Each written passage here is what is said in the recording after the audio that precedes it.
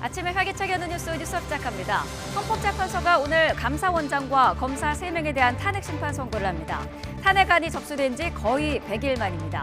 최우선으로 처리할 거라던 대통령 탄핵 심판 사건은 선고 기일조차 잡지 못한 상태인데요. 잠시 뒤 전해드립니다. 감사에 황사가 유입되면서 오늘 전국의 미세먼지 농도가 높아집니다. 일부 지역은 황사 위기 경보도 발령 중인데요. 내일까지는 호흡기 관리에 주의하셔야겠습니다. 뉴스업 잠시 뒤 뵙겠습니다.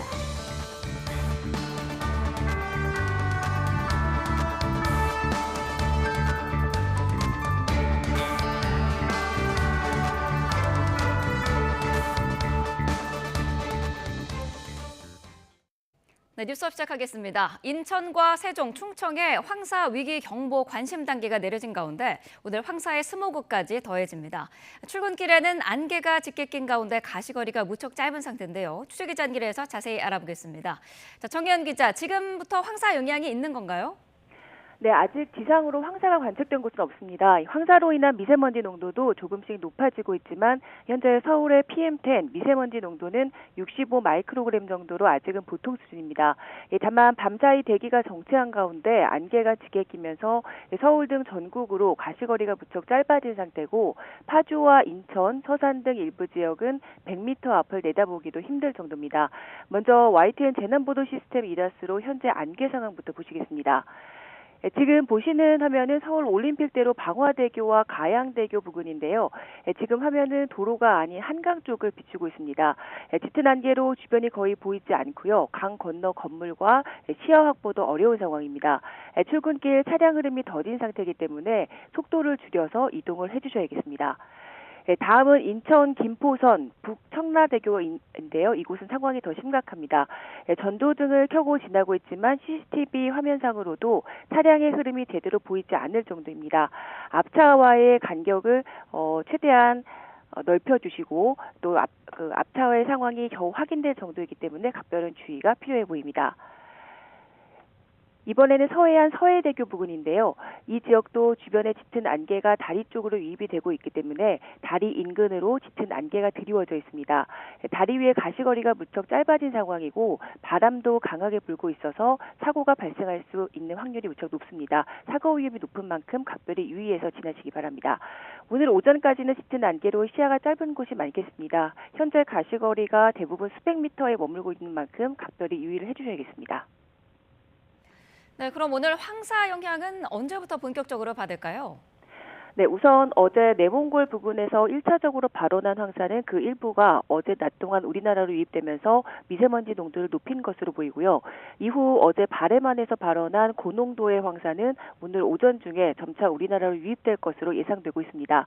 아직은 황사의 농도가 크게 치솟진 않았지만 오늘 황사의 영향권에서 전국적으로 미세먼지 농도가 매우 나쁨 수준까지 오르는 곳이 있겠고요. 일부 지역에서는 이 때문에 미세먼지 특보가 내려질 가능성도 있습니다.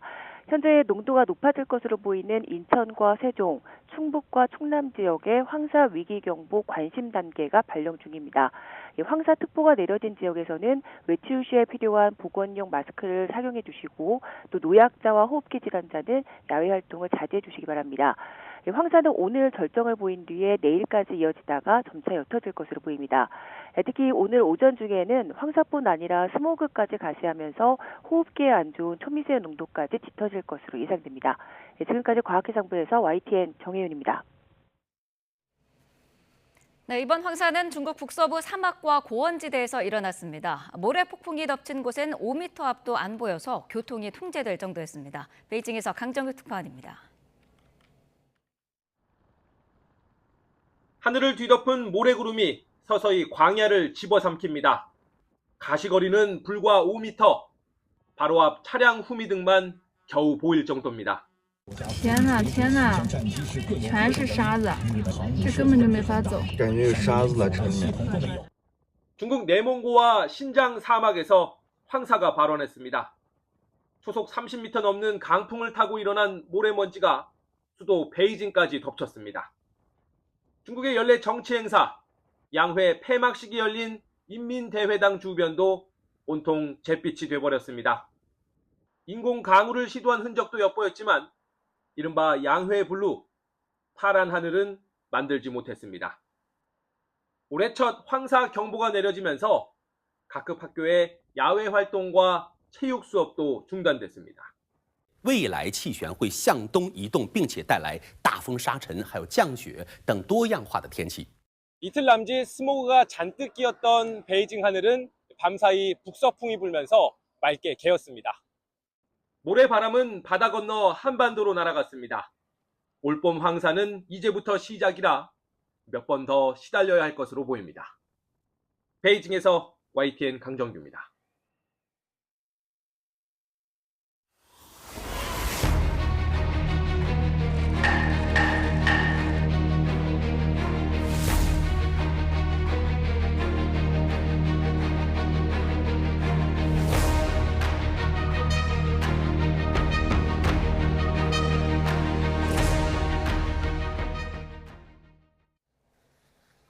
헌법재판소가 오늘 최재해 감사원장과 이창수 서울중앙지검장 등 검사 3명의 파면 여부를 가립니다. 윤석열 대통령 탄핵심판 선고 일정은 말 그대로 안개 속인데요. 자세한 내용 취재기자 연결해 알아봅니다. 김다현 기자. 네, 헌법재판소입니다. 네, 오늘 선고는 오전 10시에 이루어지는 거죠? 네, 최재해 감사원장과 이창수 서울중앙지검장 등 검사 3명의 탄핵심판 선고 결과는 오늘 오전 10시에 나옵니다. 헌재가 사건 접수 100일 정도 만에 결과를 내놓는 건데요. 앞서 최 원장은 대통령 집무실과 관저 이전에 대한 감사를 부실하게 하고 전현희 전 국민권익위원장을 표적감사했다는 사유 등으로 국회에서 탄핵 소추됐습니다. 이 지검장과 조상원 4차장 검사, 최재훈 반부패 수사 2부장은 김건희 여사 관련 사건을 제대로 수사하지 않았다는 이유 등이 적용됐습니다. 탄핵심판 선고의 효력은 즉시 발생하는데요. 탄핵 소추가 인용되면 피청구인은 파면되고 기각할 경우 곧바로 직무에 복귀합니다. 가장 관심인 윤 대통령 사건 선고는 다소 밀릴 거라는 관측이 나오고 있죠. 네, 앞서 헌재가 윤 대통령 탄핵 사건을 최우선으로 심리하겠다고 밝힌 만큼 다른 사건의 결과가 먼저 나오는 건 이례적이라는 평가가 나오는데요. 헌재가 이틀 연속 선고를 내린 경우가 드물었기 때문에 윤 대통령 탄핵 심판 결과는 이번 주에 나오기 어려울 거란 전망이 높습니다. 헌재가 선고일 2, 3일 전쯤 날짜를 공지했던 점을 고려하면 다음 주 중반을 넘길 가능성도 배제할 수 없습니다. 물론 헌재가 선고 직전에 날짜를 알릴 수도 있는데 지금까지는 윤 대통령 탄핵 사건의 결론이 날 때까지 오늘을 포함해서 매일 오후 2시 재판관 평의를 열어 쟁점을 논의한다는 방침입니다. 일각에선 윤 대통령 측이 탄핵 심판 내내 절차적 흠결을 주장했고 여론이 분열된 상황에서 과거보다 평의에 긴 시간이 걸린다는 분석도 나오고 있습니다. 네, 또 헌재 인근에서 열리는 집회 열기가 갈수록 고조되고 있다고요. 네, 윤 대통령의 지지단체는 오늘도 삭발식을 진행하고 머리카락과 성명서 등을 헌재에 제출해 각하를 촉구한다는 계획입니다.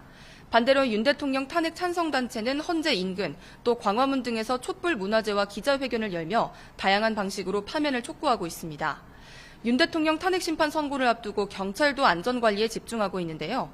경찰은 선고 전까지 기동 순찰대 32개 팀 230여 명을 종로구와 중구에 미리 배치하고 도보 순찰도 진행해서 안전 위해 요소를 확인할 방침입니다.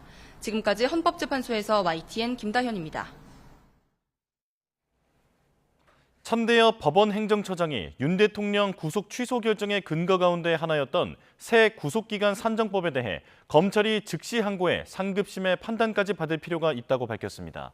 김서구 법무부 장관 직무대행은 구속 취소에 대한 즉시 항고는 위헌 소지가 농후해 하기 어려웠다는 입장을 거듭 강조했습니다. 송지인 기자의 보도입니다. 국회 법사위 현안 질의에서 가장 뜨거운 쟁점은 윤석열 대통령 석방을 둘러싼 책임론이었습니다.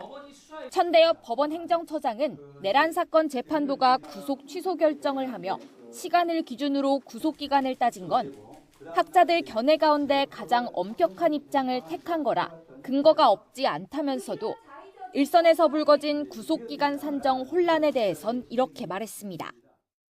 그 재판부의 결정에도 불구하고 일수로 계산하겠다라고 하고 있는 굉장히 혼란스러운 상황이 앞으로 좀 지속될 수밖에 없기 때문에 즉시 항고를 통해서 상급심의 판단을 받는 것이 좀 필요하다라는 생각은 가지고는 있습니다. 그러면서 현행법상 즉시 항고 가능 기간이 아직 남아있고 과거 검찰이 법원의 구속 취소 결정에 즉시 항고했던 사건들을 보면 지금 윤 대통령처럼 석방된 상태에서 이뤄진 선례가 있는 것 같다고 부연했습니다. 법원 행정처장이 1심 재판부 결정에 대해 상급심까지 정리가 필요하다고 직접 밝힌 건 다소 이례적인데 김서구 법무부 장관 직무대행은 천 처장 발언 이후에도 즉시항고는 위헌 소지가 있어 검찰이 포기할 수밖에 없었다고 설명했습니다.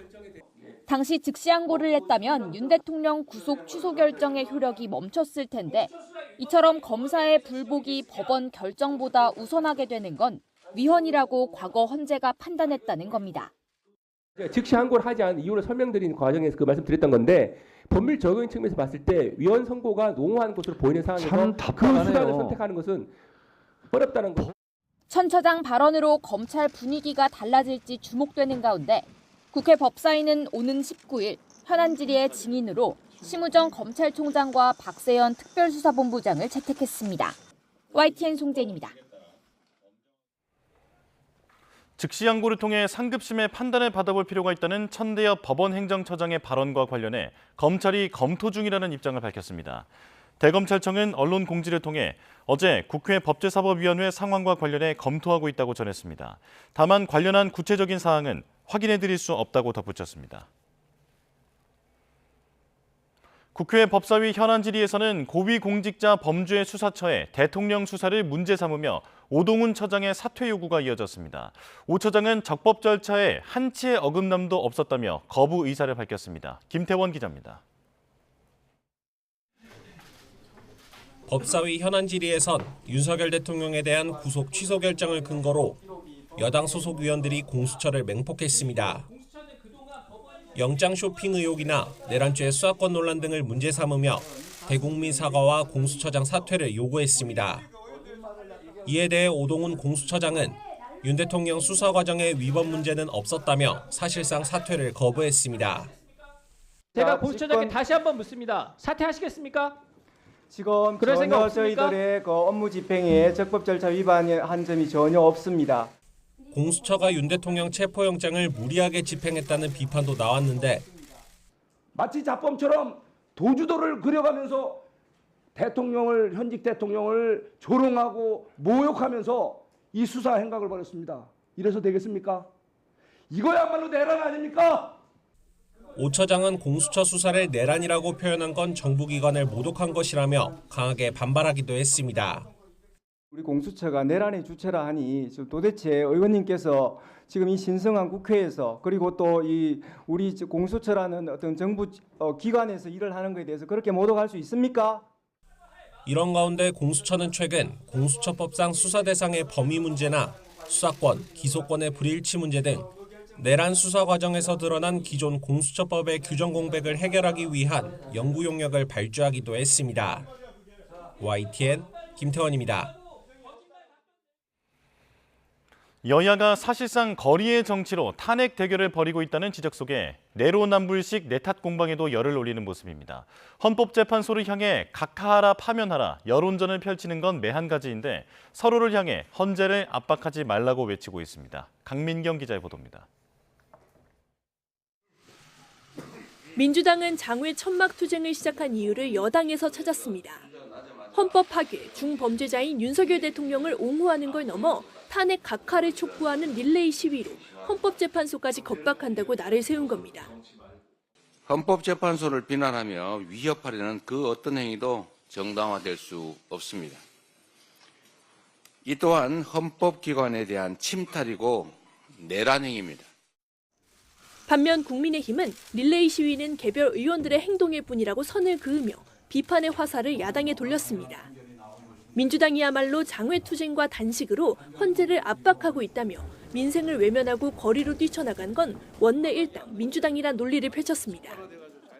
그거는 국민에 대한 전 배신이다 이렇게 생각을 하고 있습니다. 국민들께서도 민주당에 대해서 야당에 대해서 매서운 비판과 회초리를 들어야 한다 생각합니다. 상대당을 향한 비판의 수위도 날로 높아지고 있습니다. 서로를 내란 세력으로 규정하며 대화 상대가 아닌 처단 대상으로 규정하는 듯한 발언들도 이어가고 있습니다. 12.3 비상계엄 선포 이후 100일, 양 진영 간 갈등이 극에 달했다는 평가가 나옵니다. 사회 갈등을 조정해야 하는 정치권이 오히려 시민 갈등을 부추기고 있다는 비판도 나옵니다. 조기 대선 가능성을 염두에 둔 지지층 결집용이라는 분석이 지배적이지만 이제는 탄핵 심판 선고 이후를 생각해야 한다는 관측도 적지 않습니다. YTN 강민경입니다. 네, 계속해서 정치권 상황 자세히 짚어보겠습니다. 이창근 국민의힘 하남을 당협위원장, 이동학 전 더불어민주당 최고위원과 함께하겠습니다. 어서 오십시오. 네, 안녕하세요. 네. 자, 오늘 최재해 감사원장과 검사 3명에 대한 탄핵 심판 선고가 내려집니다. 탄핵안이 접수된 지 98일 만, 그러니까 거의 100일 만인데 어떤 결론이 오늘 내려질까요? 그간에 지금 29명에 대한 탄핵이 이루어졌고 헌재에서 판결한 건이 13건입니다. 13건 모두 다 탄핵이 기각이 됐습니다. 그 관례를 봤을 때 최재해 감사원장이나 그리고 이창수 지검장을 포함한 검사 3명에 대한 탄핵도 기각이 될 걸로 보는데요. 왜냐하면 최재해 감사원장에 대한 탄핵의 사유는 대통령 관저 이전과 관련된 부분, 그리고 전현희 현 민주당 국회의원이죠. 국회의원에 대한 표적 감사다, 이 이유인데요. 사실은 민주당의 일방적인 감사원에 대한 탄핵이지 그 근거가 논리가 굉장히 취약합니다. 그리고 이창수 지검장을 포함한 검사들도 검사의 판단에 의해서 도이치모터스 주가 조작의 사건에 대해서 매듭을 지었는데 그 수사가 부실했다 하는 부분은 다른 법률적 장치로 다시 해야 되지만 이것을 검사 3명에 대한 탄핵으로 몰고 가는 것은 좀 과하다. 그리고 민주당이 제대로 된 정치를 했다면은 이렇게까지 가지 말았어야 되는데 아마 그에 대한 현재의 적법한 판결이 이루어지지 않을까 그렇게 보고 있습니다. 네, 말씀을 하셨습니다만 그동안 민주당이 제기한 탄핵안이 모두 기각이 됐었기 때문에 오늘마저 이 탄핵 인용 결정이 안 나오면 야당의 탄핵 남발 문제가 다시 또 불거질 수 있지 않겠습니까? 그렇지는 않다고 봅니다. 왜 그러냐면 일단 탄핵이라고 하는 것은 공직자가 잘못했을 때 이것을 의회가 견제할 수 있는 징계심을 청구하는 제도입니다. 그렇기 때문에 이 부분은 민주당으로서는 할 수밖에 없었습니다. 검사 3명에 대한 이 탄핵 심판 이 과정에서는 이 검사들이 제대로 김건희 여사 건에 관련돼서 도이치모터스 주가 조작 사건 통정 매매하고 그다음에 수익을 19억 원 올렸다. 본인들이 그걸 써놓고도 제대로 수사조차 못했습니다. 소환조차 못했죠. 본인들이 직접 가가지고 출장 조사라고 해가지고 핸드폰 뺏기고 이런 일을 하지 않았습니까? 국민들 앞에서 법이라고 하는 것이 만인에게 평등하다라는 것을 보여주지 못한 검찰의 대표적인 모습이었죠. 그렇기 때문에 전 탄핵 징계심 당연히 필요하다고 생각했고요. 그다음에 감사원장의 경우는 이것 역시도 또 김건희 여사와 관련되어 있습니다. 이 관저 비리라고 하는 것은요, 애초에 무자격 이 업체들이 너무나 많이 수십 군데가 이제 관여됐고 여기에 대해서 수십억 원이 뒤로 빼돌려진 사건입니다. 그렇기 때문에 감사원에서는 철두철미하게 조사를 해야 됨에도 불구하고 제대로 조사 안 하고 나중에 그냥 무마했죠. 그리고 아무도 처벌받지 않았습니다. 이런 건에 대해서 국가기관의 신뢰와 독립성 이런 부분들이 완전히 형해화된 거 아니냐. 특히나 감사원 사무총장의 경우는 완전히 대통령실과 문자까지 주고받는 내용까지 나왔기 때문에 이런 부분들이 대부분 다 이 윤석열 대통령의 눈치를 본 행동들 아니냐. 왜 법 적용이 이 윤석열 대통령과 김건희 여사 앞에만 가면 제대로 적용되지 않는가. 이 부분에 대한 판단은 당연히 받아봐야 된다고 생각합니다. 오늘 사안도 탄핵이 필요한 사안이다라고 말씀을 하셨는데 어제 이 더불어민주당 이재명 대표가 한 유튜브 방송에서 민주당의 줄 탄핵 여기에 대해서 언급을 했더라고요. 되돌아보면은 민주당이 잘했다고 말하기는 어렵다라고 언급을 했는데 여기에 대해서는 어떤 입장이신가요? 네, 일종의 성찰적으로 돌아보는 상황인데 괴물과 싸우는 과정에서 우리들도 불가피하게 괴물이 될 수밖에 없었다라고 하는 점을 인정한 겁니다. 그래서 만약에 다음번에 다른 기회를 갖게 된다면 민주당은 그런 식으로 하지 않겠다. 사실상 대화와 타협이 중단됐던 거 아닙니까? 그리고 대통령이 사실은 야당을 완전히 이제 범죄 집단화하지 않았습니까? 그렇게 하다 보니까 이야기조차 안 하고 또 국회에서는 사실은 대화와 타협이 일어나야 되죠. 그러면 여당 지도부가 사실은 그 역할을 해야 되는데도 불구하고 대통령의 눈치를 보면서 사실상 아무런 일의 진척이라든가 이런 것들을 해내지 못했거든요. 그리고 심지어 총선 끝나고 나서 대통령이 야당 대표를 만나지 않았습니까? 그런데 그 이후에도 역시 거부권을 계속해서 감안해가지고 움직여라라고 사실상 지침을 내립니다. 네. 그러다 보니까 이 대화 타협의 공간 자체가 사라지고 사법의 정치와 정치의 사법화가 훨씬 더 가속화됐었기 때문에 다시는 이런 상황을 만들지 않아야 되겠다라고 하는 일종의 다짐 이런 것들도 좀 저는 엿볼 수가 있었다고 봅니다. 어떻게 들으셨어요? 이재명 대표가 아무 잘못이 없었다고 생각 안 한다 하는 것은 잘못을 인정한 겁니다. 그것은 뭐 진심이라면 정말 지금이라도 다행이다 이렇게 생각하는데요. 네. 탄핵이라는 것은 국회가 가지고 있는 권한이지만 제일 마지막에 행사해야 될 권한입니다. 국회는 정부를 견제할 수 있는 그런 상권 분립에 의해서 가장 권한이 센 그러한 집단이기도 합니다. 국회의원 하나하나가 헌법기관이고요. 그렇다면 국회의원이 법률적인 측면에서 제대로 된 일을 했느냐를 따져야 되는데 네. 사실 민주당이 그간에 내놓은 법률안들은 보면은 민간에서 민생에서 동의하지 못하는 법들이 많습니다. 제일 대표적인 게 노랑봉투법. 이것은 파업을 조장하는 법이고 모든 기업이 반대하는 법입니다. 그리고 국회에서의 정원 및 감정에 관한 법률들. 기업인들을 죄인시 이미 취급하고 하는 겁니다. 이러한 부분에 대해서 어떻게 거부권을 행사 안 할 수 있겠습니까? 그리고 두 번째는 인사에 대한 부분인데 그것은 국회가 가지고 있는 권한이 지금 상시국회입니다. 국정감사도 있고 국정조사도 있고 임시국회 때마다 장관들을 정인으로 불러서 질의를 할 수가 있습니다. 만약에 사람이 일을 잘못했다 그러면 국회에서 합리적인 비판을 했었어야죠. 하지만 그러한 과정들을 하나하나 거치지 않고 탄핵을 먼저 했단 말이죠. 탄핵은 제일 마지막에 이루어져야 될 수단이지만 민주당은 국회에서 가진 권한을 가장 센 권한을 가장 즐겨서 했던 거죠. 그렇기 때문에 정말 이재명 대표가 지금이라도 그러한 말이 진심이라면 다행이다. 하지만 민주당이 이재명 대표의 행태를 봤을 때는 지금도 하나의 쇼맨십, 제스처일 거라는 생각을 지울 수가 없습니다. 앞으로도 탄핵은 지속적으로 이어질 거라고 예고하고 있지 않습니까? 네. 지금이라도 민주당이 남은 국회의 시간이 사실은 3년입니다. 3년은 굉장히 긴 시간입니다. 제발 민생을 생각한 그런 입법을 해야지 민주당 일방 독재식의 입법은 지금도 거부권을 행사할 수밖에 없는 상황을 초래할 겁니다. 네. 관련해서 한 가지만 더 질문을 드려보면은 지금 뭐 민주당에서는 뭐 검찰총장이라든지 최상목 권한대행이라든지 여기에 대해서도 탄핵 압박을 하고 있는데 어제 이재명 대표의 그 발언 이후로 그런 부분은 좀 다시 논의가 이루어질 수도 있을까요? 다시 논의가 아니라 지금 일단 기본적으로 방침이 아직은 정해져 있지 않은 상태입니다. 네. 기본적으로 서로 설왕설래하고 있는 상황인데 이건 왜 그러냐면 탄핵이라고 하는 것은 그걸로 인해서 결국 지금 공격을 하고 있는 것 아닙니까? 그러면 국민들이 불안해하는 이 지점을 과연 정치인들이 어떻게 해소를 해야 될까? 그런데 최상목 대행의 경우는 지금 헌법을 지키지 않고 있어요. 이 헌법을 지키지 않고 있는 명확한 이 사례에도 불구하고 국회가 이를 징계심 자체를 올릴 수조차 없다면 계속해서 헌법을 안 지키게 될 거 아닙니까? 그리고 이런 사례가 초래된 것은 대통령 눈치를 보는 공직자들 때문입니다. 대통령이 잘못돼도 그것이 잘못됐다 얘기할 수 없어요. 지금요, 야당이 이재명 대표 역시 마찬가지고 야당 정치인들도 마찬가지지만 이재명 대표 것만 보더라도 300회가 넘는 압수수색 당하고요. 100번이 넘게 재판 왔다 갔다 하고 있는 상황입니다. 조사받으러 왔다 갔다 하고요. 가족까지 뭐 10만 8천 원 이거 가지고 김혜경 여사까지 지금 조사 탈탈 털고 있는 그런 상황이에요. 이런 상황에서 상대가 물불을 안 가리고 있는데 이 야당 보고 그것에 대해서 아무런 대처도 하지 말아라? 이렇게 얘기하는 것은 사실은 말이 안 맞죠. 그리고 야당이 만약에 이재명 대표가 직접 잡혀가거나 만약에 분열되는 사태가 왔다면 이런 계엄 사태도 못 막았을 겁니다. 그렇기 때문에 저희는 더 뭉쳐서 결국 이것을 막아낼 수밖에 없었던 그런 상황을 설명했던 것이고요. 지금 나오고 있는 탄핵안 역시도 헌법에 대해서 준수 의무가 있는 사람들이 지금 이것을 안 지키고 있고 여당은 심지어 그걸 지키지 말라고 지금 시위까지 하고 있는 상황이다 보니까 너무 이상해져 버렸어요. 그래서 오히려 제 자리를 국민의힘이 돌아오기를 간곡히 좀 청합니다. 네.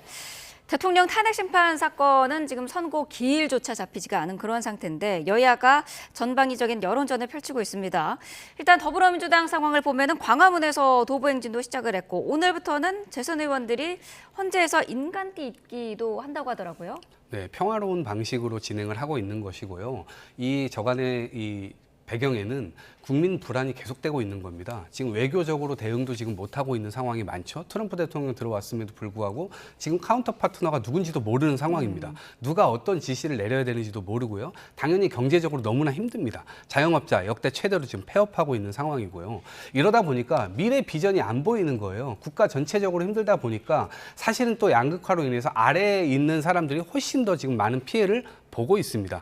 이 부분에 대한 불안을 빠르게 종식시켜야만 이 국민 불안을 해소할 수가 있기 때문에 결국 헌재에서 빠르게 대통령 심판이 돌아오는 판단이든 아니면 아예 파면하는 판단이든 빠르게 내려달라. 그래야만 이것이 정치적으로 다시 어떤 힘을 가져서 또 갈 수 있는 거 아니겠습니까? 그런 지점에서 어제도 국회에서 헌재까지 걸어가는 시위를 했다라고 한다면 오늘은 또 헌재를 둘러싸는 그런 평화로운 시위 이런 것들로 인해서 국민의 열망을 계속해서 보여주는 그런 행동들을 하고 있는 것입니다. 네, 이재명 대표는 비명계 인사들과 시국 간담회를 열었습니다. 이른바 검찰 유착 발언 이후에 처음으로 이제 비명계와 회동을 한 건데 대통령 석방으로 일단은 당내 갈등은 수면 아래로 내려갔다고 볼 수가 있을까요?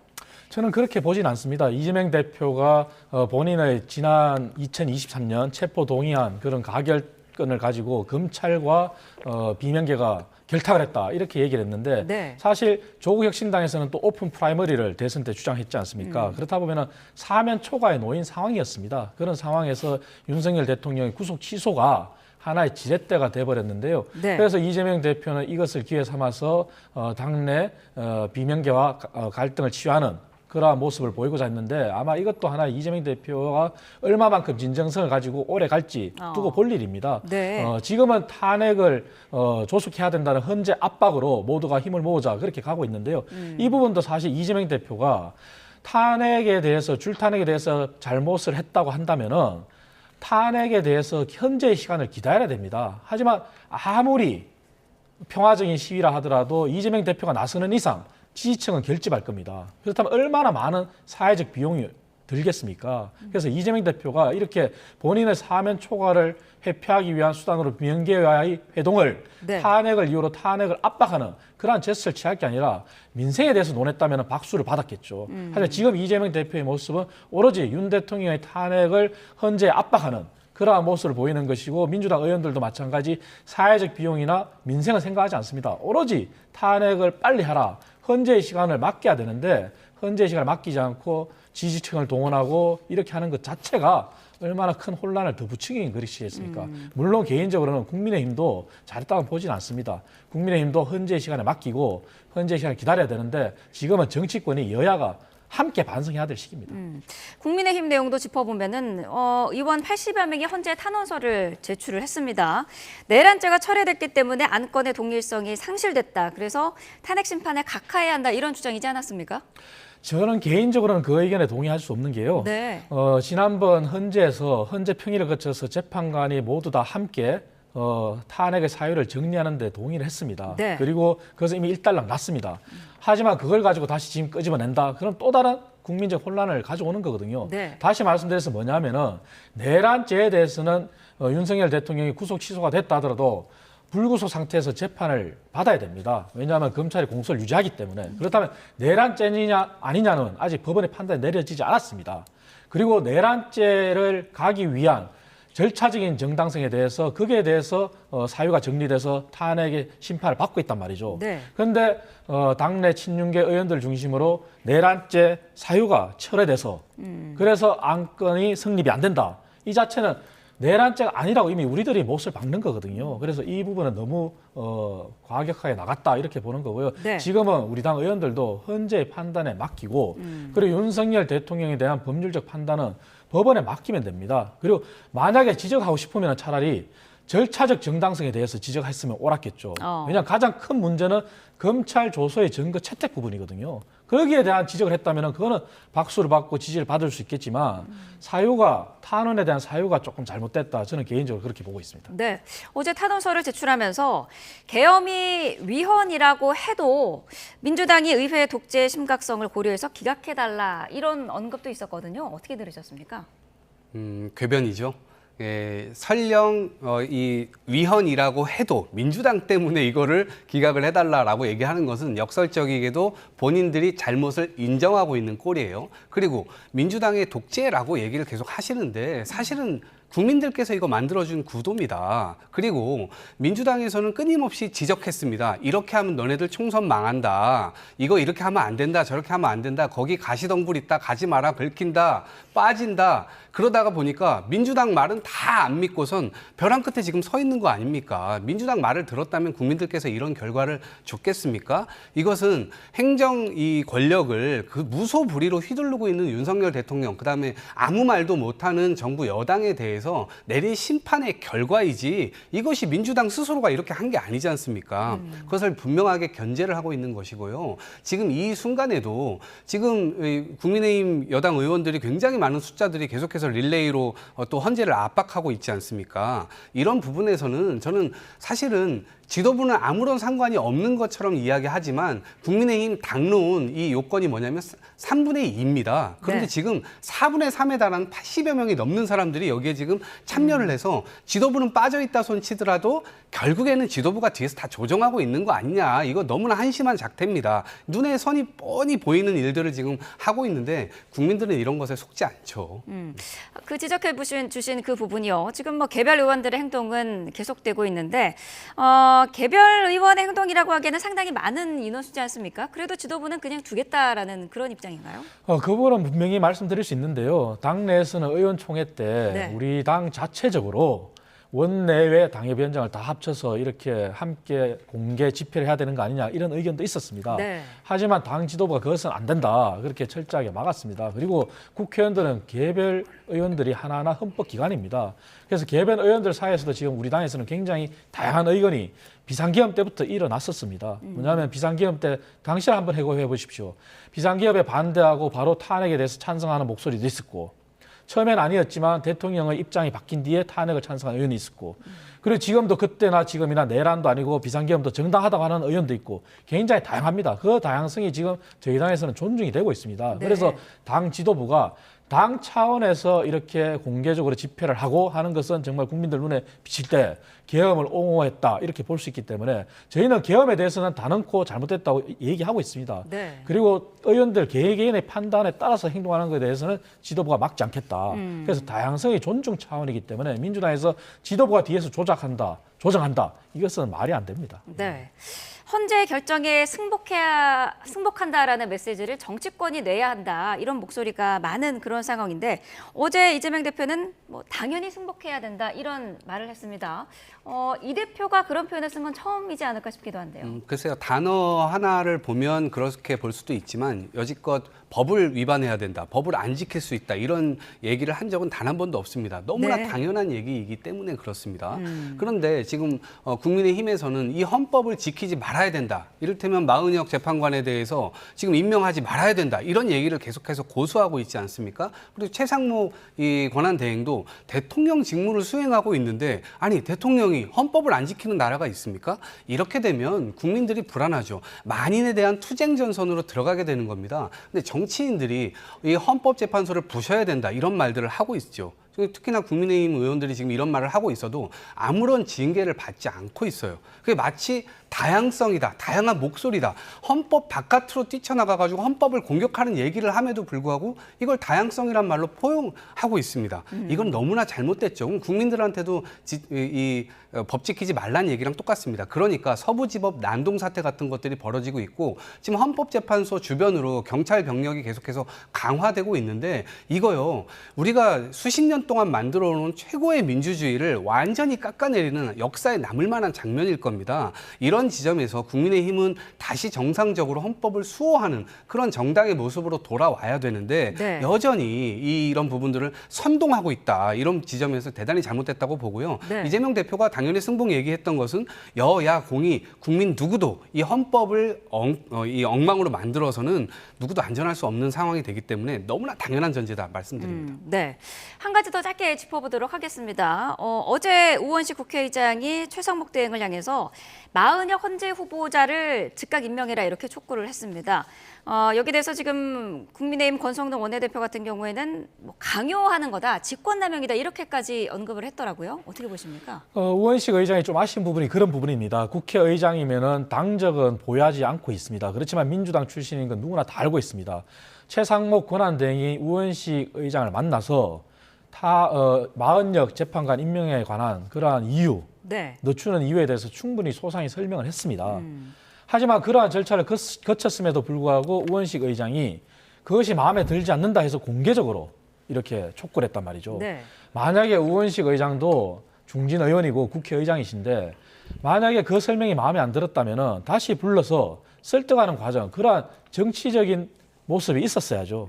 그렇다면 또 다른 혼란이 안 왔을 겁니다. 하지만 그러한 부분이 없이 설명을 들었지만 마음에 안 들어. 그래서 내가 공개적으로 촉구해. 이 자체가 국민들 눈에 비칠 때 얼마나 한심하게 비치겠습니까? 그래서 이러한 부분들이 국회에서 여야 모두 정치가 실종됐다는 모습을 보이는 것이고 우원식 의장은 중립의 의무를 지켜야 될 의장입니다. 그렇다면 의장으로서 더 중립성을 가지고 정치력을 발휘해야 될 시기입니다. 네, 임명하지 않는 것도 최대 행위 선택할 수 있는 카드 중에 하나인데 임명을 하라고 촉구하는 게 강요라는 그런 지적이거든요. 어떤 생각이신가요? 임명하지 않을 권한은 없습니다. 그리고 심지어 지금 마은혁 재판관 3명을 국회에서 추천했는데 본인이 선별할 수 있는 권한도 없습니다.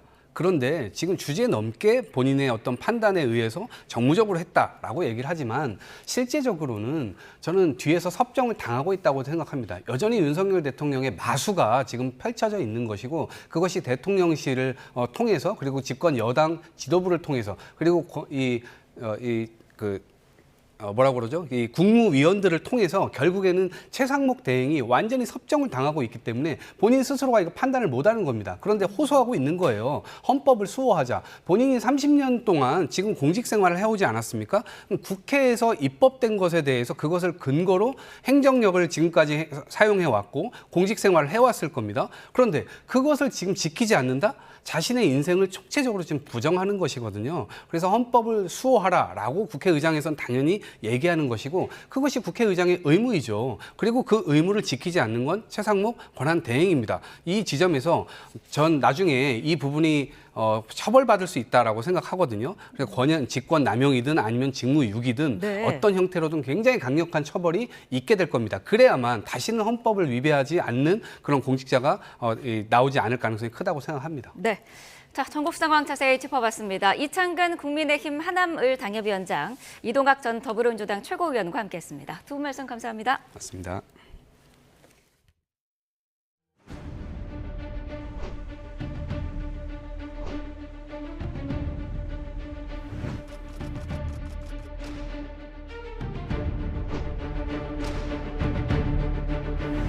And I'm not like a block that just won't delay. It's called flexibility. It's not called inconsistency. It's called flexibility. 소고기협회는 의견서에서 중국과 일본도 30개월 제한을 해제했다며 이 문제가 한국에서 민감한 이슈지만 무시해선 안 된다고 주장했습니다.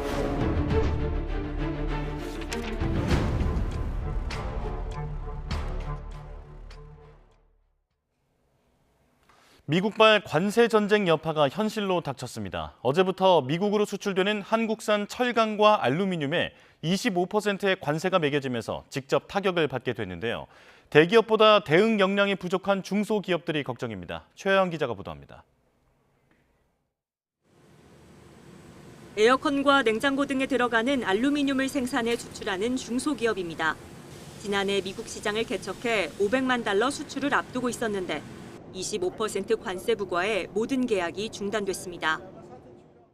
미국에 수출을 하기 위해서 당진에도 제2공장 부지를 설립을 해서 지금 계속적으로 투자를 지금 하고 있는 상황에서 이런 문제가 발생이 돼가지고 대략 난감한 그런 상황입니다. 미국의 철강 관세 대상에는 중소기업이 주로 생산하는 볼트와 너트, 스프링 등 파생 상품 166개가 포함됐습니다. 애초 유예가 예정됐던 자동차 부품과 가전 부품 등 87개 파생 상품도 부과 대상입니다. 이번 조치로 대기업보다 대응 역량이 떨어지는 중소기업들 걱정이 클 수밖에 없습니다. 미국이 보편 관세 1%를 올리면 대기업 수출은 0.36% 떨어지지만 중소기업 수출은 0.5%나 감소할 것이란 분석도 있습니다. 미국 관세 영향권에 있는 국내 중소기업은 1,800여 곳으로 추산됩니다. 우리의 고객들이 생각이 바뀔까 봐 전전긍긍하고 있는 것이 현실입니다. 정부는 긴급 대응반을 가동해 피해 기업에 대한 지원 체계를 마련하고 긴급 경영 안정 자금도 지원할 방침입니다. 미국과의 협상도 계속 이어갑니다. 이번엔 정인교 통상교섭 본부장이 미국으로 가 미 행정부 주요 인사들과 만날 예정입니다. 우리 기업의 이익을 최대한 보호하는 한편 조선, 에너지 협력 등 양국 관계를 격상시킬 수 있도록 미국 측과 긴밀히 논의해 나가겠습니다. 가뜩이나 중국발 공급 과잉으로 힘든데 미국 관세 폭탄까지 떨어지면서 국내 철강업계는 그야말로 비상입니다. 다만 그동안 미국 수출에 적용됐던 물량 제한이 풀린 만큼 기업들은 이번 난관을 전화위복 삼으려 안간힘을 쓰고 있습니다. YTN 최아영입니다. 미국 축산업계가 트럼프 행정부에 우리나라의 30개월 이상 소고기 수입 금지 해제를 요청한 것과 관련해 정부는 미국 정부의 입장이 확인되지 않았다고 밝혔습니다. 농림축산식품부는 전미 쇠고기 생산자 협회가 미국 무역대표부 USTR에 낸 의견서는 미국산 쇠고기를 수입하는 호주, EU 등에 대한 생산자 단체의 입장을 담은 것으로 그동안 국별 무역 장벽 보고서에서 반복적으로 언급된 내용과 다를 바 없다고 설명했습니다.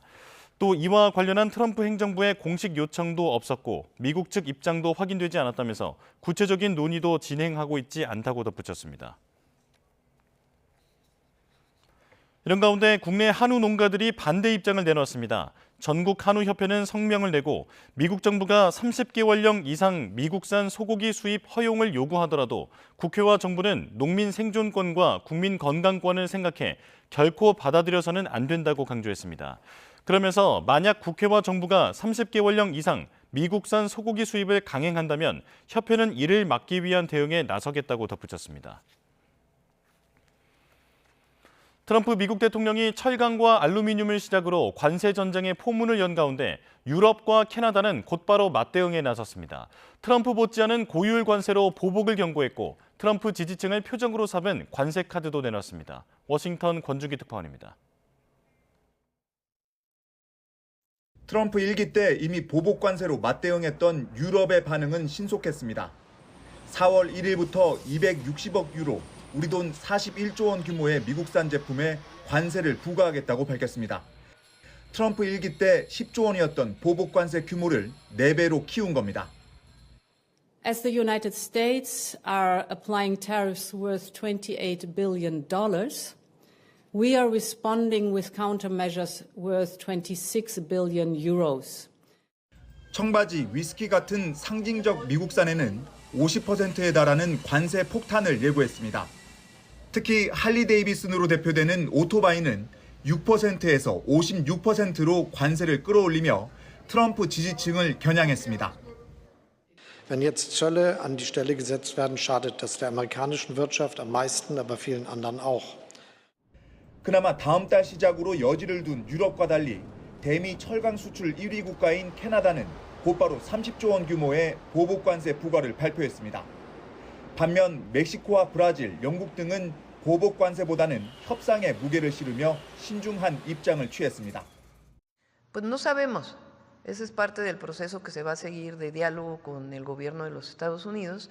Vamos a esperar cómo viene el 2 de abril para ver si nosotros tenemos que tomar también algunas acciones.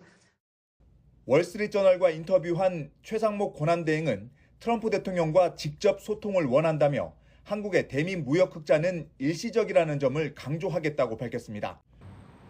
월스트리트저널은 한국은 대미 수입량이 상대적으로 적어 캐나다처럼 트럼프 관세에 맞대응할 순 없을 거라고 관측했습니다. 워싱턴에서 YTN 권준기입니다. 트럼프 대통령은 유럽연합의 보복 관세 예고에 돈의 전투에서 미국이 이길 거라고 자신했습니다. 그러면서도 다음 달 2일로 예고한 상호 관세 시작 전까지는 유연성을 발휘하겠다고 밝혀 관세 추가 유예 가능성을 시사했습니다. 워싱턴에서 홍성희 특파원입니다. 트럼프 대통령은 철강과 알루미늄 관세 발효로 시작된 각국과의 갈등을 돈의 전투라고 말했습니다. 유럽연합의 보복 관세 맞대응에 대해서도 대응할 것이고 이길 거라고 자신했습니다. If you put more tariffs on the EU, will you respond to their retaliation?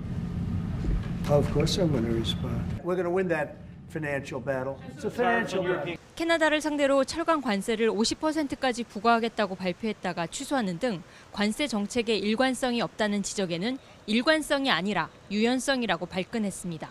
And I'm not like a block that just I won't delay. It's called flexibility. It's not called inconsistency. It's called flexibility. And I think you want me to be flexible too. 자동차 업계의 요청으로 멕시코와 캐나다산 자동차 관세를 한 달 유예한 것처럼 앞으로도 유연성을 유지할 거라면서도 단서를 달았습니다. I'll always have flexibility, but there will be very little flexibility once we start. April 2nd is going to be a very big day for the United States of America. 상호 관세를 예고한 4월 2일까지는 일부 국가의 관세를 유예할 수 있다는 가능성을 시사한 겁니다. 트럼프 대통령은 최근 증시 급락에 대해선 앞으로 무슨 일이 일어나는지 보게 된다면 증시는 급등할 거라고 주장했습니다. 하지만 CNN 여론조사 결과 미국 성인 61%는 트럼프 대통령의 관세 정책을 지지하지 않는다고 답했습니다. 경제 정책 전반에 대해서도 절반 이상이 부정적이라고 평가해 트럼프 대통령이 관세 전쟁을 밀어붙일수록 논란은 계속될 전망입니다. 워싱턴에서 YTN 홍상입니다. 신한과 삼성카드가 고객 피해 방지 차원에서 홈플러스 상품권 결제를 중단했습니다. 두 카드사 관계자는 홈플러스 상품권의 재휴사 사용이 중단된 상황에서 고객 피해를 예방하기 위해 선제적으로 조치했다고 밝혔습니다.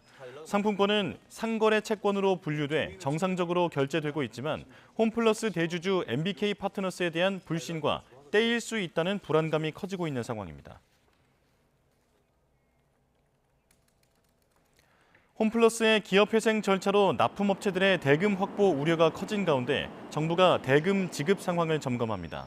산업통상자원부는 오늘 오후 홈플러스와 전자, 식품, 생필품 등 납품기업 관계자들과 비공개 간담회를 열 예정입니다. 앞서 동서식품과 오뚜기, 팔도 등 식품업체들은 홈플러스의 기업회생 절차 개시 이후 대금을 받지 못할 것을 우려해 납품을 중단했다가 재개하기도 했습니다. 다만 제품 가격이 높은 일부 전자제품 판매 기업들은 여전히 제품 공급을 중지한 상태입니다. 식품업계의 가격 인상이 이어지고 있는 가운데 이번에는 하이트 진로가 수입 와인과 샴페인 제품 1000여 종의 가격을 올렸습니다. 하이트 진로는 이번 달부터 떼땅저와 실버오크 등 와인 800여 종과 샴페인 200여 종의 가격을 평균 1.9% 인상했다고 밝혔습니다. 또 수입 제품인 만큼 현지 제조업체의 작황 등의 영향으로 가격을 조정하게 됐다고 설명했습니다. 정부가 받지도 않은 재산에 과도한 세금을 물린다는 지적을 받아온 상속세를 각자 받은 만큼 내는 방식으로 전면 개편하기로 했습니다. 현재 상속재산 20억 원을 배우자와 자녀 2명이 상속하면 1억 3천만 원의 상속세금을 내던 것이 유산취득세로 바뀌면 한 푼도 내지 않게 됩니다. 보도에 오인석 기자입니다. 정부는 지난 75년간 사망자의 전체 유산을 기준으로 과세하는 현행 유산세 방식이 물가와 아파트 가격 상승 등 경제 현실을 반영하지 못하고 중산층에도 큰 부담이 되고 있다며 낡은 상속세 체계를 전면 개편하기로 했습니다. 납세자가 승계한 자산에 대해서만 세금을 부담하는 유산취득세로의 개편 방안을 3월 중 발표하고 법 개정을 위한 공론화 절차를 진행하겠습니다. 유산취득세는 상속인들이 취득한 각각의 상속재산별로 세금을 부과해 세 부담의 형평성이 개선된다고 정부는 설명했습니다. 상속재산 15억 원을 자녀 3명에게 물려줄 경우 현행 유산세는 상속세 기준이 15억 원으로 자녀 1명당 8천만 원의 세금이 부과되는 반면 유산취득세는 5억 원이 상속세 기준이 돼 세금을 한 푼도 내지 않게 됩니다. 유산취득세는 기존의 기초공제와 일괄공제를 인적공제로 흡수해 자녀 1인당 기본공제 5억 원이 적용됩니다. 상속재산 20억 원을 배우자와 자녀 2명에게 상속하면 현행 유산세는 상속세가 1억 3천만 원이지만 유산취득세는 자녀공제가 각 5억 원이 적용돼 세금이 한 푼도 부과되지 않습니다. 인적공제는 자녀공제에 대해서는 5억 원을 기본적으로 이제 공제를 해드리려고 그러고요. 이렇게 바꿈으로써 이제 다자녀 가구에 좀 더 많은 혜택이 돌아가고 그리고 또 각종 추가 공제가 제대로 작동이 되는 그런 효과가 있을 거라고 생각합니다. 5억 원이 적용되는 배우자 공제는 법정 상속분을 초과해도 10억 원까지 공제를 받도록 바뀝니다. 재작년 8조 5천억 원이 거쳤던 상속세를 유산 취득세로 바꾸면 2조 원의 감세 효과가 있을 것으로 정부는 전망했습니다. OECD 국가 중 유산세를 시행하고 있는 국가는 우리나라를 포함해 미국과 영국, 덴마크 등 4개국에 불과합니다. 정부는 5월 중 유산 취득세 법률안을 국회에 제출하고 2028년부터 시행할 예정이라고 밝혔습니다. 유산 취득세 전환 시 발생할 수 있는 조세 회피를 방지하기 위해 위장 분할과 우회 상속 등에 대한 대응 방안도 마련하기로 했습니다. YTN 오인성입니다. 강원도 원주에서 30여 명을 태운 통근버스가 도로 경계석을 넘어 인근 공터 흙더미를 들이받는 사고가 났습니다. 운전기사는 브레이크가 들지 않아 버스를 멈추기 위해서 차량 방향을 돌렸다고 진술했습니다. 밤사이 사건 사고 표정호 기자가 보도합니다. 도로를 달리던 붉은색 버스 한 대가 갑자기 방향을 틀어 도로 바깥쪽 공터로 돌진합니다. 사고가 난 건 어제 오후 6시 반쯤 강원도 원주시 소초면에서 퇴근길 통근버스가 도로 경계석을 넘어 쌓여있던 흙더미를 들이받았습니다. 우당탕 행했죠. 인도부를 다 넘고서 우리 마당에서도 한 40m를 브레이크를 못 잡고 갔는데요. 버스에 타고 있던 30여 명이 병원으로 옮겨졌지만 생명엔 지장이 없는 것으로 전해졌습니다. 60대 버스기사 A씨는 브레이크가 잘 작동하지 않아 신호대기 중인 차량을 피해 공터로 방향을 돌렸다고 진술한 것으로 파악됐습니다. 경찰은 국립과학수사연구원과 함께 차량 이상 여부 등 정확한 사고 경위를 파악할 예정입니다. 어젯밤 9시쯤엔 중앙고속도로 금대터널을 달리던 화물차 한 대에 불이 나 50여 분 만에 꺼졌습니다. 다친 사람은 없었지만 차량 절반 정도가 불에 탔습니다. 어젯밤 11시 20분쯤 경기 포천에 있는 고물상에서 불이 났습니다. 늦은 시각이라 다친 사람은 없었지만 고물상 안에 있는 비닐하우스 등이 불에 탔습니다. 비닐하우스에서 빨간 불길과 함께 검은 연기가 솟구칩니다. 어제 저녁 7시 반쯤 대전 죽동에 있는 한 화훼단지에서 불이 나 1시간 반 만에 꺼졌습니다. 이 불로 농가 관계자 1명이 대피하고 비닐하우스 3개 동이 탔습니다. 소방당국은 정확한 피해 규모와 함께 화재 원인을 조사할 예정입니다. YTN 표정호입니다. 처음 본 여성을 흉기로 살해한 혐의로 구속된 30대 이모 씨의 신상 정보가 오늘 공개됩니다. 충남경찰청은 오늘 오전 이 씨의 사진과 이름, 나이 등 신상 정보를 누리집을 통해 공개할 예정입니다. 이번 결정은 지난 7일 내려졌지만 이 씨가 이의 신청을 하겠다는 의사를 밝혀 닷새 동안 유예 시간을 가졌습니다. 갑작스레 세상을 떠난 가수 휘성의 사망 원인을 알 수 없다는 국과수의 1차 소견이 나왔습니다. 휘성 유가족은 내일 빈소를 마련하기로 했습니다. 김승환 기자입니다. 국과수는 지난 10일 숨진 채 발견된 가수 휘성의 부검을 진행했습니다. 1차 구두 소견으로 사인 미상, 사망 원인을 정확히 알 수 없다는 내용을 경찰에 전달했습니다. 경찰은 국과수가 유관으로 보고 판단한 내용이라며 정밀검사 결과가 나올 때까지 2주 이상 걸릴 것으로 보인다고 말했습니다. 부검이 끝난 만큼 장례 절차도 이뤄집니다. 애초 가족과 친지, 지인만 참석하려고 했지만 장례식장을 공개하기로 결정했습니다. 소속사는 휘성 어머니의 건강이 염려돼 조용히 치르려고 했지만 유가족이 고심 끝에 휘성을 기억하고 사랑해준 많은 분들과 함께 추모의 시간을 마련하고자 한다고 공지했습니다. 휘성의 동생은 형에게 누구도 위로해주지 못하는 깊은 외로움이 항상 있었고 음악과 노래를 통해 그 감정을 달래고 승화시키며 치열하게 살아왔다고 전했습니다. 이어 형의 노래와 음악으로 행복했던 기억이 있는 분들은 편하게 빈소에 방문해달라고 소속사를 통해 입장을 전달했습니다. 휘성의 빈소는 14일 삼성 서울병원 장례식장에 마련되고 발인은 16일, 장지는 광릉 추모공원입니다. YTN 김승환입니다. 네, 자, 지금 대검찰청으로 가보겠습니다. 심우정 검찰총장이 출근길에 지금 들어서 있는데요. 현장 화면부터 보도록 하겠습니다. 네, 어제 국회 법제사법위원회에서 윤석열 대통령 구속 취소 결정에 대해서 상급심의 판단을 받아볼 필요가 있다라는 지적이 나왔었는데요. 여기에 대해서 검찰이 현재 내부 논의 중인 그런 상황이었습니다. 자, 심우정 검찰총장이 출근길에서 관련된 입장을 밝힐지 궁금해서 기자들이 지금 대기를 하고 있었는데요. 아무런 언급 없이 들어갔습니다. 자, 묵묵부답으로 지금 대검찰청에 들어갔습니다. 자, 기자들의 질문이 있었는데요. 그냥 수고하십시오라는 짧은 답변만 있었다고 합니다. 어제 천대엽 법원행정처장 국회에서 구속기간 계산과 관련해서 혼란이 지속될 수 없는 만큼 검찰이 즉시 항고를 통해서 상급심의 판단을 받는 게 필요하다라고 언급을 했었는데요. 자, 오늘 심우정 검찰총장 출근길에 이와 관련해서 별다른 언급 없이 들어갔습니다.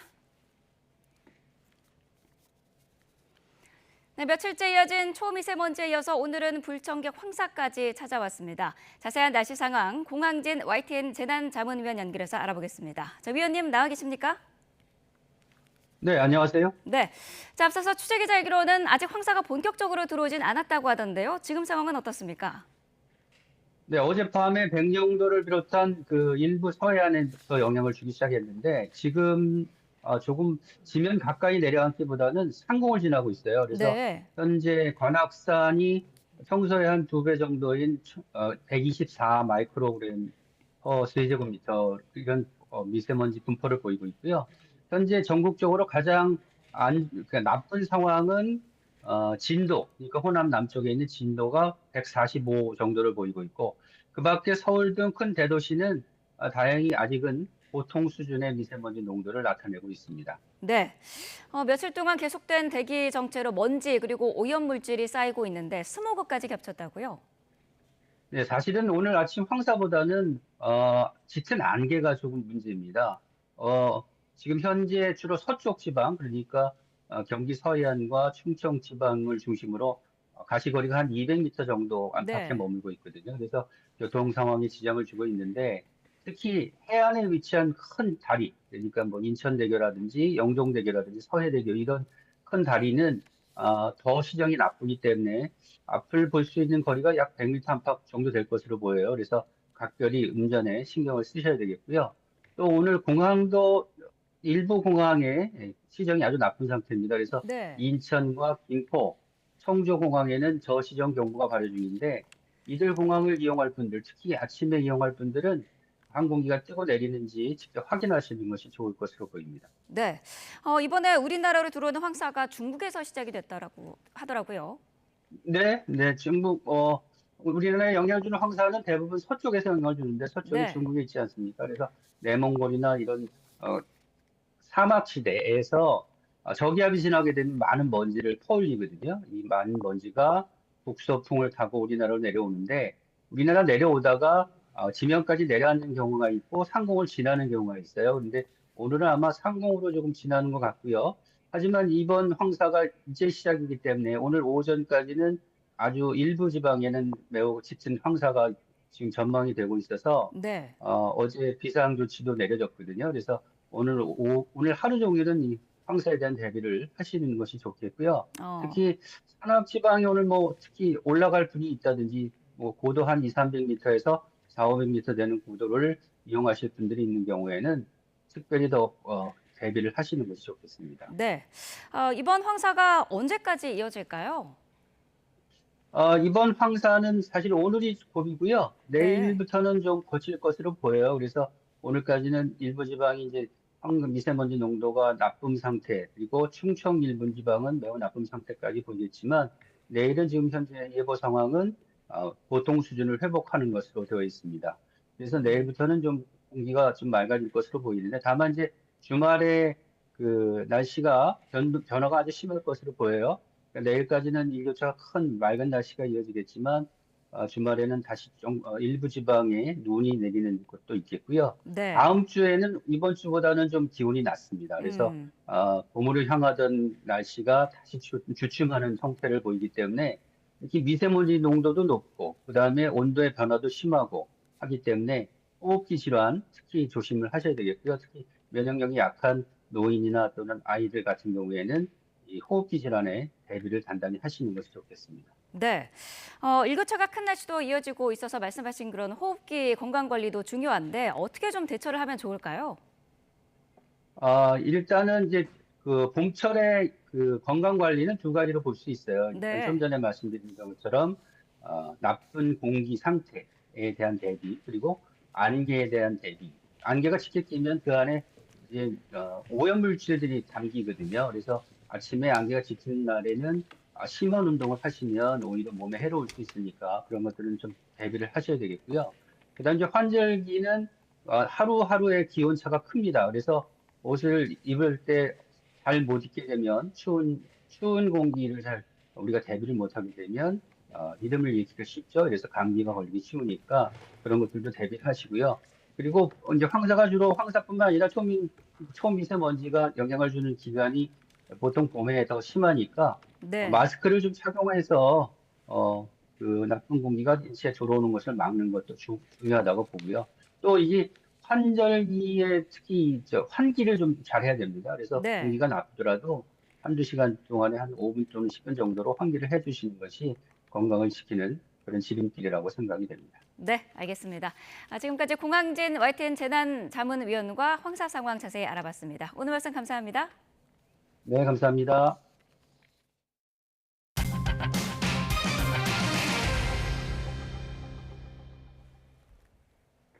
헌법재판소가 잠시 뒤 최재해 감사원장과 이창수 서울중앙지검장 등 검사 3명의 파면 여부를 가립니다. 윤석열 대통령 탄핵심판 선고 일정은 말 그대로 안개 속인데요. 자세한 내용 취재기자 연결해 알아보겠습니다. 김다현 기자. 네, 헌법재판소입니다. 네, 오늘 선고 결과가 오전 10시에 나오는 거죠? 네, 최재해 감사원장과 이창수 서울중앙지검장 등 검사 3명의 탄핵심판 선고 결과는 오늘 오전 10시에 나옵니다. 헌재가 사건 접수 100일 정도 만에 결과를 내놓는 건데요. 앞서 최 원장은 대통령 집무실과 관저 이전에 대한 감사를 부실하게 하고 전현희 전 국민권익위원장을 표적감사했다는 사유 등으로 국회에서 탄핵 소추됐습니다. 이 지검장과 조상원 4차장 검사, 최재훈 반부패 수사 2부장은 김건희 여사의 주가 조작 의혹을 제대로 수사하지 않았다는 이유 등이 적용됐습니다.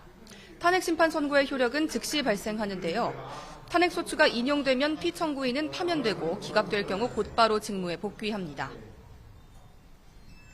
네, 가장 관심인 윤 대통령 사건 선고는 다소 밀릴 거라는 관측이 나오고 있다면서요. 네, 앞서 헌재가 윤 대통령 탄핵 사건을 최우선으로 심리하겠다고 밝힌 만큼 다른 사건의 결과가 먼저 나오는 건 이례적이라는 평가가 나오는데요. 헌재가 이틀 연속 선고를 내린 경우가 드물었기 때문에 윤 대통령 탄핵 심판 결과는 이번 주에 나오긴 어려울 거란 전망입니다. 헌재가 선고일 2, 3일 전쯤 날짜를 공지했던 점을 고려하면 다음 주 중반을 넘길 가능성도 있습니다. 물론 헌재가 선고 직전에 이 날짜를 알릴 수도 있는데 지금까지는 윤 대통령 탄핵 사건의 결론이 날 때까지 오늘을 포함해서 매일 오후 2시 재판관 평의를 열어 쟁점을 논의한다는 방침입니다. 일각에선 윤 대통령 측이 탄핵 심판 내내 절차적 흠결을 주장했고 여론이 분열된 상황에서 과거보다 평의에 긴 시간이 걸린다는 분석도 나오고 있습니다. 헌재 인근에서 열리는 집회 열기가 갈수록 고조되고 있다면서요. 네, 윤 대통령 지지단체는 오늘도 삭발식을 진행하고 머리카락과 성명서 등을 헌재 제출해 각하를 촉구한다는 계획입니다. 반대로 윤 대통령 탄핵 찬성단체는 헌재 인근 또 광화문 등에서 촛불 문화제와 기자회견을 열며 다양한 방식으로 파면을 촉구하고 있습니다. 윤 대통령 탄핵 심판 선고를 앞두고 경찰도 안전관리에 집중하고 있는데요. 경찰은 선고 전까지 기동 순찰대 32개 팀 230여 명을 종로구와 중구에 미리 배치하고 도보 순찰도 진행해 안전 위해 요소를 확인할 방침입니다. 지금까지 헌법재판소에서 YTN 김다현입니다. 윤석열 대통령 구속 취소에 대한 항고 제기 시한이 내일 만료되는 가운데 검찰이 연일 내부 검토를 진행하고 있습니다. 대검찰청은 어제에 이어 오늘 국회 법제사법위원회 상황과 관련해 간부회의를 열고 대응 논의를 이어갈 방침입니다. 앞서 검찰은 윤 대통령 구속 취소 이후 석방 지휘하고 항고를 포기한다는 방침을 정했지만 어제 천대엽 법원행정처장이 구속기간 혼란이 우려되는 만큼 상급심 판단이 필요하다고 밝히면서 다시 논의에 나섰습니다. 구속 취소에 대한 항고 제기는 법원이 구속 취소를 결정한 지 7일째 되는 내일까지 가능하다는 해석입니다. 다만 이미 윤 대통령에 대해 석방 지휘를 한 만큼 검찰이 즉시 항고를 포기한 것으로 해석되고 사실상 항고를 제기할 방법이 없다는 해석도 있습니다. 윤석열 대통령 탄핵 심판 선고가 예상보다 늦어지고 있습니다. 각 쟁점에 대한 재판관들의 판단이 충돌하고 있는 것 아니냐는 관측도 나옵니다. 차정윤 기자입니다. 윤석열 대통령 탄핵 심판 사건이 역대 최장 심리 기간을 기록한 건 그만큼 헌재가 숙고하고 있다는 뜻으로도 해석됩니다. 쟁점 자체가 복잡하진 않지만 변론기일마다 윤 대통령이 직접 출석해 탄핵 사유를 반박하며 절차적 정당성을 따진 데다 비상계엄이라는 사안의 성격과 쟁점이 기존 사건과는 크게 달라 형기가 길어질 수 있다는 겁니다. 재판관들이 만장일치를 시도하며 고심을 거듭하고 있기 때문이라는 분석도 나옵니다. 국가적 혼란을 최소화하기 위해 만장일치 의견을 모아가는 과정에서 진통을 겪고 있을 가능성이 있다는 겁니다. 뭘 채택하고 뭐가 근거가 될 것인지 이거 정리가 돼야 하는데 그거에서도 또 이견이 있을 수 있다는 거예요. 그래서 그걸 조율하는데 이제 시간이 많이 걸릴 수밖에 없다. 현재 윤 대통령 탄핵 심판의 찬반 의견을 담은 탄원서 등이 266만 건 넘게 접수되는 등 점점 격화하고 있는 갈라선 여론도 재판관들의 심리적 부담을 키우고 있는 것으로 보입니다. 아울러 선고를 앞둔 최재해 감사원장과 이창수 서울중앙지검장 등 검사 3명에 대한 탄핵 사건 이외에 한덕수 국무총리와 박성재 법무부 장관 등 여타 탄핵 사건이 윤 대통령 탄핵을 전후해 줄줄이 접수된 것도 심판을 지연시키는 요소로 꼽힙니다. YTN 차정은입니다. 윤 대통령 구속 취소 불복을 포기한 검찰의 판단을 두고 사법기관에서 상반된 의견이 나왔습니다. 잠시 후 10시부터는 감사원장과 검사 3인에 대한 탄핵 심판 선고가 이루어지는데요. 이고은 변호사와 관련 내용 짚어보겠습니다. 어서 오십시오. 안녕하세요. 네. 자, 저희가 조금 전에 심우정 검찰총장의 출근길도 봤습니다만 아무 얘기도 하지 않고 들어갔거든요. 네. 자, 어제 국회 법사위에서 상급심의 판단을 받을 필요가 있다라는 천대엽 법원 행정처장의 지적이 나왔는데, 자, 관련 내용 오늘 논의가 되겠죠? 오늘 논의가 될 것 같습니다. 사실 이 법원 행정처장은 어떻게 생각하면 법원의 수장이라고도 볼 수 있지 않습니까? 그런데 천대엽 이 행정처장마저도 상급심의 판단이 분명히 필요하다라고 이야기를 했거든요. 그리고 종래의 통상적인 방법이 날수로 이루어졌던 것은 맞다라고까지 발언을 하기도 했습니다. 또 일단은 구속 취소 결정에 위헌 소지가 있기 때문에 일단은 석방을 지휘한 다음에 즉시 항고하는 방법도 있다라고까지도 처장이 이야기했거든요. 따라서 이러한 이 행정처장의 발언으로 인해서 사실상 검찰총장이 즉시 항고를 포기하도록 지휘하고 그렇게 결정했던 것이 좀 무리한 결정이 아니었던가, 이 부분에 대한 논란이 커질 수밖에 없고요. 또 실제로 윤석열 대통령에 대한 석방을 지휘하고 즉시 항고마저 포기하겠다라는 이 대검의 결정이 나오면서 그 다음 주 월요일, 그러니까 이번 주 월요일이었죠. 이프로스, 이 검찰들, 이 평검사들도 사용하는 이 검찰 내부망에도 즉시 항고를 포기하는 것에 대한 비판적인 목소리가 나왔습니다. 따라서 이제 어제 있었던 법원 행정처장의 발언까지 맞물려서 아직까지는 이 즉시 항고 기간이 남아 있습니다. 내일까지는 즉시 항고를 제기할 수 있습니다. 그래서 윤석열 대통령에 대한 석방은 지휘한 상태에서 다시 한번 더 이 즉시 항고에 대해서 결정을 내릴 것인지 이 대검 차원에서도 고심을 거듭하는 것으로 보입니다. 자, 아직 기회가 있다라고 말씀을 해주셨으니까 그 질문부터 드리겠습니다. 자, 검찰이 윤석열 대통령을 이미 석방 지휘를 했기 때문에 이 즉시 항고를 포기했다. 그래서 또 다른 어떤 그 항고 절차는 이미 기회가 상실된 거다라고 하는 해석도 있던데 어떻게 보십니까?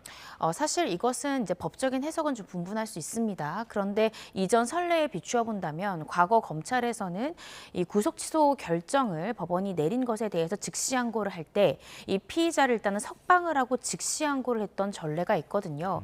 그렇다라고 한다면 즉시 항고가 원래는 법원의 결정 자체에 대한 집행의 효력을 정지하는 효력은 있긴 하지만 집행을 정지 존재하는 효력 때문에 즉시항고가 위헌이다라는 취지로 보석 결정이라든지 구속 집행정지 결정에 대한 위헌 결정이 나온 바 있습니다. 예. 따라서 즉시항고를 할 때 반드시 피의자에 대한 석방과 동시에 일어날 수 없다라고 또 단정할 수는 없거든요. 이전 선례에 비춰본다 하더라도 따라서 물론 대검에서는 대변인실을 통해서 또 심우정 검찰총장도 이 출근길의 브리핑을 통해서 즉시항고는 하지 않겠다라는 의사를 밝혔지만 아직 그러한 의사를 명백하게 법원에 표시한 것은 아니기 때문에 기간이 남아 있고요.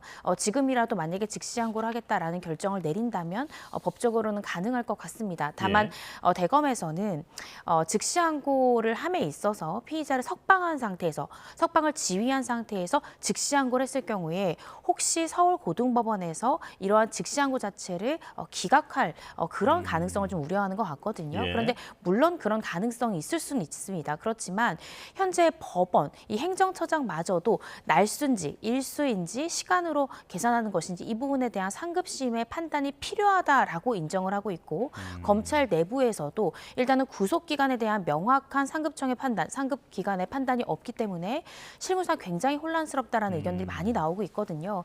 이 부분에 대해서 대검 차원에서도 이런 혼란을 좀 최소화하기 위해서 즉시항고를 좀 전격적으로 결정하는 부분도 필요성이 있어서요. 오늘 어떤 결정이 나올지 조금 지켜봐야 될 것 같습니다. 예.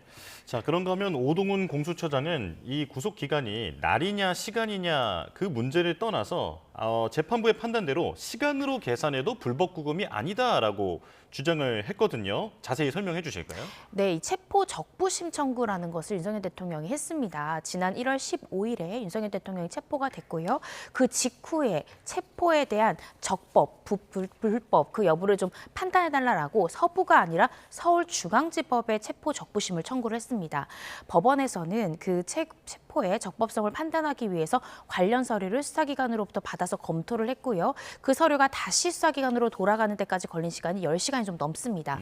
그런데 이제 지기현 부장판사 같은 경우에는 이 구속기간이 만료된 후에 9시간 이상이 초과되어서 윤석열 대통령이 구속 기소됐기 때문에 구속 취소 사유가 있다고 봤거든요. 근데 이 체포 적부심 때문에 서류가 법원에 오간 시간 10시간이 넘기 때문에 이것만 구속기간의 불산입, 즉 그 10시간 이상만큼만 구속기간이 더 늘어난다면 그렇다라고 한다면 윤석열 대통령에 대해서 이 구속기간이 만료된 후에 구속 기소했다 이런 논란을 피할 수 있다라는 겁니다. 그런데 이 부분에 대해서는 저도 이 구속 취소 결정이 나온 다음부터 계속해서 지적을 했던 중요한 쟁점인데요. 이 체포 적부심 때문에 서류가 법원에 오간 때는 수사기관은 그 기간 동안 수사 서류를 아예 볼 수가 없습니다. 그 기간 10시간이 넘는 시간 동안 아예 수사가 불가능한 시간이거든요. 그런데 이 수사기관이 구속할 수 있는 그 10일의 구속기간의 기산점은 체포한 때부터, 즉 체포 적부심을 다투는 그 시간까지도 다 구속기간 안에 포함이 되는 의미이기 때문에 체포 적부심의 시간이 구속기간이 그만큼 연장되지 않는다고 한다면 수사기관으로서는 그 서류 자체도 없어 수사도 불가능한 상황에서 이 부당하게 구속기간이 좀 줄어드는 문제점이 발생할 수 있거든요. 예. 이 부분 때문에 종래에는 체포 적부심에 걸린 시간만큼을 구속기간이 연장된다라고 실무에서 봤습니다. 그런데 이 지기현 부장판사는 그 시간은 구속기간 10일에는 전혀 영향이 없고 오히려 체포 후에 이제 구속영장 청구 여부를 결정하는 48시간 여기에만 연장을 가져올 뿐이다라고 판단을 했기 때문에 이 부분을 오동훈 공수처장은 지적한 것으로 보여집니다. 예. 자, 그리고 이것도 좀 짧게 여쭤보고 싶은데 어제 네. 법무부 김서구 대행은 그 구속기간 문제를 본안에서 다투겠다라고 얘기를 했었거든요. 네. 근데 이게 언뜻 생각해 보면 그 본안이라는 건 유무죄를 가리는 자리인데 이 구속 취소 관련해서 이 문제를 다룰 수 있는 건지가 잘 이해가 되지 않거든요. 좀 설명을 좀 부탁드릴게요. 네, 본안이라 함은 말씀 주신 대로 유무죄를 다투는 자리 맞습니다. 네. 그런데 이제 대검 차원에서는 이런 것 같습니다. 윤석열 대통령은 단순히 무죄 주장만 할 것이 아니라 공소기각이 돼야 된다라고 주장을 하면서 구속 취소의 결정 취지, 즉 공소제기 자체가 굉장히 위법했다라고 얘기하면서 구속 취소 결정을 내린 재판부의 판단처럼 어떻게 생각하면 이 수사권 부분에 대한 적법성의 의문성도 있고 의문점도 있고 또 구속 구속 기간이 만료돼서 구속 기소했다라는 것도 그 절차상 위법이 있기 때문에 여러 가지로 공소 기각의 사유가 있고 또 무죄 주장을 할 때도 이 위법 수집 증거의 주장을 또 할 수 있습니다. 예. 이런 주장을 피고인 측에서 한다면 검찰에서는 이를 반박하기 위해서 구속 기간을 산정하는 방법을 이 재판부에서는 잘못 판단을 했다라는 주장을 할 수밖에 없고요. 또 수사의 적법성 부분, 공수처의 수사 권한 이런 것들에 대해서 소명을 할 수밖에 없습니다. 그래서 이 과정을 통해서 우리가 충분히 다툴 수 있는 것이다라는 취지로 본안에서 다툴 수 있다라는 표현을 한 것 같은데요. 예. 이건 어디까지나 피고인 측이 이 부분에 대해서 문제를 삼았을 때 검찰이 반박할 수 있다라는 점에서 만약에 피고인이 이 부분을 다투지 않는다고 하면 사실은 본안 재판에서 구속 취소 결정 자체에 대한 세부적인 근거를 다투기는 어려울 수도 있습니다. 예, 그러니까 공소 제기 문제점 중 하나로 다뤄질 가능성은 있다. 네. 이렇게 정리를 할게요. 자, 그리고 오늘 헌재 선고가 있습니다. 최재 감사원장과 중앙지검장 등 검사 3명에 대한 탄핵 심판인데 자, 잠시 뒤 10시에 선고 예정입니다. 10시가 딱 되면 저희가 결과를 바로 알 수 있는 건가요? 일단 주문부터 낭독을 할지 아니면 그 판단의 근거부터 이야기를 할지 그 부분은 조금 더 지켜봐야 될 것 같은데요. 이전 이 방통위원장의 경우에는 일단 주문부터 이야기를 했습니다. 주문부터 이야기를 한 다음에 다수 의견을 이야기했고요. 4대 4의 의견을 이야기하고 또 보충 의견을 부연하는 형식으로 그 근거를 설명을 했습니다. 그리고 이 선고의 장면은 모두 영상으로 공개가 됐는데요. 종전의 선례에 살펴본다라고 하면 오늘도 인용인지 기각인지 이 부분에 대한 주문을 먼저 이야기할 가능성이 좀 높지 않을까 싶고요. 다수 의견이 있다라고 하면 다수 의견을 먼저 이야기를 하고 이후에 소수 의견에 대해서 이제 소수 의견을 대표할 수 있는 재판관이 그 이후의 근거와 사유를 이야기하는 순서로 나아갈 가능성이 높다라고 생각이 듭니다. 예, 자 인용되면 파면되는 거고 기각되면 즉시 직무에 복귀하게 되는 건데 네. 이제 두 건인 거고 여기에 관계되어 있는 사람이 이제 4명이 되는 지금 그런 상황인 거죠. 네. 자, 이 최재 감사원장 그리고 검사 3인 어떤 쟁점이 있는 문제입니까? 네, 이 최재 감사원장 같은 경우에는요. 현재 탄핵 소추 사유를 좀 살펴보면 이 전현희 전 국민위원장을 표적 감사했다라는 부분도 있고요. 또 대통령 집무실이나 관저 이전 관련해서 그 감사가 좀 부실했다. 이런 등의 사유로 탄핵 소추가 되었습니다. 그런데 이 최 원장 측에서는 부당하게 부실하게 감사를 한 적이 없고 이 감사원의 독립성이랄지 이런 중립 의무에 대해서 해치는 그런 결정을 내린 바가 없다라고 지적을 했고요. 그리고 이런 식으로 탄핵 소추가 될 경우에는 감사원에서는 전 정권에 대한 감사가 불가능해진다라는 점에서 빠르게 탄핵 소추 부분에 대해서 기각 결정을 내려줄 것을 재판부에 요청을 했습니다. 검사 3인 같은 경우에는 김건희 여사의 도이치모터스 등 이 사건에 대해서 불기소 처분을 내렸는데요. 이 불기소 처분을 내린 것이 부실수사다라는 이 탄핵 소추 사유를 가지고 있고 또 수사 과정에서 김건희 여사를 제3의 장소에서 불러서 조사한 부분 관련해서 특혜를 제공했다라는 의혹들로 현재 탄핵 소추가 되어 있는 상황입니다. 그런데 이 사건에 대해서 검사 측에서는 결국에 이 국회 측에서 청구인 측인 국회 측에서는 검사들의 처분이 마음에 들지 않기 때문에 탄핵 소추한 것에 불과하고 지금 지적하고 있는 것들도 결국 공보 방법 또 수사 방법 이런 검사가 재량권을 가진 범위 내에서 그 방법상의 선택점에 대해서 지적하고 있기 때문에 이것은 탄핵 소추가 사유가 될 수 없다라고 지적을 했고요. 또 하나 이 검사 3인들이 지금 현재 부담하고 있는 탄핵 소추 사유 중엔 언론 브리핑 부분이 있습니다. 이 김건희 여사에 대해서 불기소 처분을 하고 이 최 검사가 언론들 앞에서 브리핑을 했는데요. 그 과정에서 김건희 여사에 대한 도이치모터스 사건도 있었지만 코바나 컨텐츠에 대한 사건도 있었습니다.